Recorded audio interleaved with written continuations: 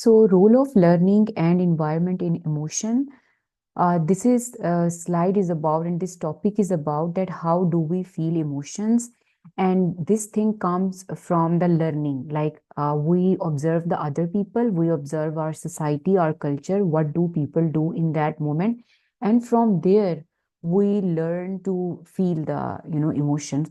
So for example, when there is this moment of marriage, what do people do? How do people like celebrate mehndi, barat, and walima? So we have learned to express our emotions through the culture. So whatever people are doing, automatically we start doing that because culture has always an effect on us. So, and you also have seen that when there is this moment of death, what do people do? People are, a few culture teach their people that they are, crying wildly, and they are around the dead body, and the people are, are getting insane, like the loved ones of the person, who has departed from the world. So this is the role of the culture, and how to feel the emotions. This is the learning we get from the culture. हमने अपने एहसासात को महसूस कैसे करना है वो हम अपने कल्चर से सीखते हैं। जैसे कि किसी की शादी है तो हम शादी पे पीपल आर डांसिंग, वो मेहंदी कैसे सेलिब्रेट कर रहे हैं, बारात कैसे कर रहे हैं, वलीमा कैसे कर रहे हैं, and there are several other traditions that people have made for marriage के क्या वो जो डिफरेंट होती हैं ट्रेडिशंस, जैसे तेल है आज मेहंदी है, तो हम अपने माशरे से देख रहे होते हैं। फिर अगर डेथ का अगर हम मोमेंट की बात करें तो डेड बॉडी के गिर्द लोग बहुत ज्यादा रो रहे होते हैं, और कुछ कल्चर में ऐसे होता है कि वो डेड बॉडी के गिर्द पीपल रिमेन क्वाइट, या वहां पे इतना ज्यादा इस चीज को इनकरेज नहीं किया जाता। तो अपने इस साथ को जिस तरह से हमने महसूस करना है और उस बारे में हमने क्या करना है, ये हमें माशरा सिखाता है, कल्चर सिखाता है, माहौल सिखाता है। So moving on to the next slide. So learning of emotional expression and culture. अच्छा, लास्ट स्लाइड में वही डिस्कस्ड कि हम अपने एहसासात को महसूस कैसे करते हैं, ठीक है। और इस स्लाइड में है कि अब हमने अपने एहसासात का इजहार कैसे करना है। So there is this difference between both the slides, ठीक है। फीलिंग ऑफ द इमोशन, एहसास यानी कि इमोशन को महसूस करना, and then there is this other heading, there's this other topic which is about the how you are going to express your emotions। और इसमें अगेन कल्चर का ही रोल है।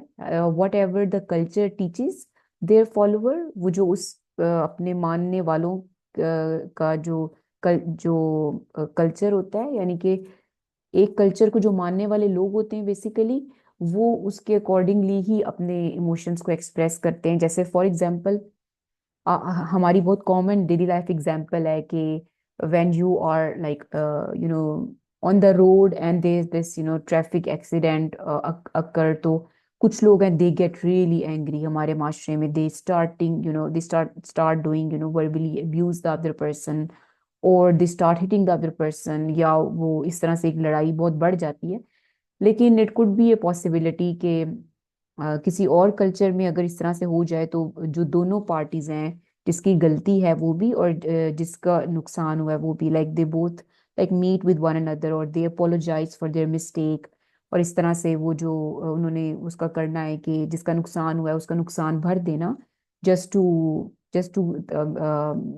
bring the conversation to the end, to wrap up the or to resolve the issue, ठीक है। और इसकी दूसरी एग्जांपल ये आपने बाजू का देखा होगा कि गुस्से में कुछ लोग जो है दे लीव द रूम, वो भी उन्होंने अपने माशरे, अपने तहजीब से, अपने कल्चर से सीखा होता है, या वो वर्बली अब्यूज करते हैं, गाली गलौज करते हैं, या दूसरे को मारते हैं, या दे जस्ट रिमेन साइलेंट। तो अपने इमोशंस का इजहार भी हम अपने कल्चर से सीखते हैं। अच्छा, अब most of you like use to like read novels. तो नॉवेल्स में क्या होता है कि जो राइटर है उसने बहुत ही ज्यादा ना चीज को इमोशंस के थ्रू एक्सप्रेस किया होता है, ठीक है। तो और जो नॉवेलिस्ट है, जो राइटर है, लिखने वाला है, वो वही ही ईडियम्स, वही वाले ही मुहावरे इस्तेमाल करता है जो कि कल्चर स्पेसिफिक है, जो उस माशरे में यानी कि उस कल्चर में बोले जाते हैं, उस माहौल में बोले जाते हैं। और एक माहौल में बोले जाने वाले ईडियम्स जो है वो उन्हीं लोगों को समझ आते हैं, और अगर वही वाले ईडियम्स हम किसी और माहौल में किसी और मुल्क के लोगों के सामने बोलेंगे उनको समझ नहीं आएंगे। जैसे कि हमारे जो है वो डिफरेंट ईडियम्स हैं कि it's useless to cry over spilled milk, क्या पछताए क्या जब चिड़िया चुग गई खेत, दिल को बहलाना। इस तरह से बहुत सारे डिफरेंट मुहावरे हैं, और हो सकता है कि अगर हम इसको किसी और जो है वो कल्चर में बोलें तो these idioms will not make sense to them. अच्छा, अब electronic media when is in use, you know, and everybody, every child has a phone in their hands and they are using laptop, so children are learning a lot from the actors, ठीक है। अब क्या है, celebration करना birthdays की, Valentine's की, शादी पे कौन से डांस होने हैं, और जो एबीसी एक्टर है इन विच वे दे आर ड्रेसिंग अप, वो अपने इमोशंस को किस तरह से एक्सप्रेस कर रही है, तो जो उनके व्यूअर्स हैं, ऑब्जर्वर्स हैं, they are learning from them, ठीक है। Learning of occasion and emotion.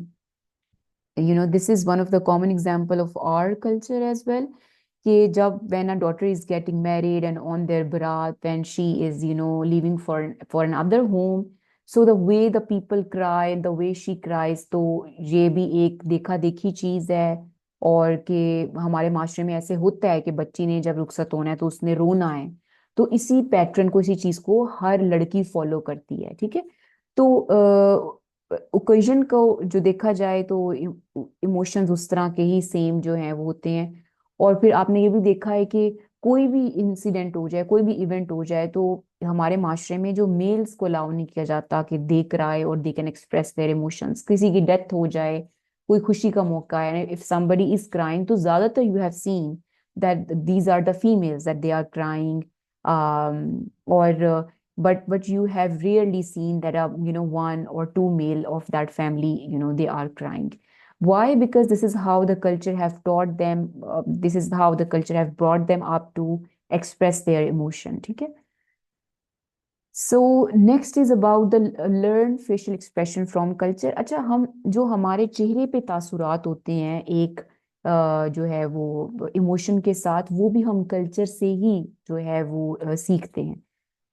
अब हमारा जिस तरह I have put the picture as well कि हंसने का क्या इमोशन है, सरप्राइज जब आप एकदम से हैरान हो जाओ, फियर जब आपको खौफ हो, disgust when you really don't like something, आपको कोई चीज अच्छी नहीं लग रही, एंगर जब आपको गुस्सा हो, सैड जब आप अफसुर्दा हो।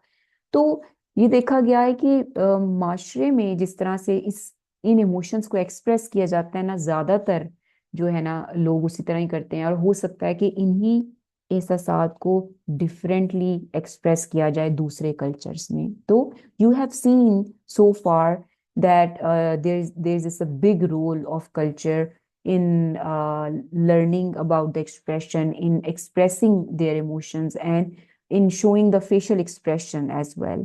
So culture has a big role in all of that. और ये भी देखा गया है कि जो इमोशनल एक्सप्रेशंस हैं वो नेचुरल हैं, फितरी हैं, शुरू से ही हैं, ठीक है। अब अगर हम इसी चीज पे यकीन रखें कि डिफरेंट कल्चर के लोग मुख्तलिफ तरह से अपने एहसासात को एक्सप्रेस करते हैं, तो ये भी देखा गया है कि एक थेरी तो वो है, ठीक है, और दूसरी थेरी ये है कि जी एहसासात फितरी हैं, बचपन से हैं, पैदाइश से हैं, और सबके एहसासात सेम है।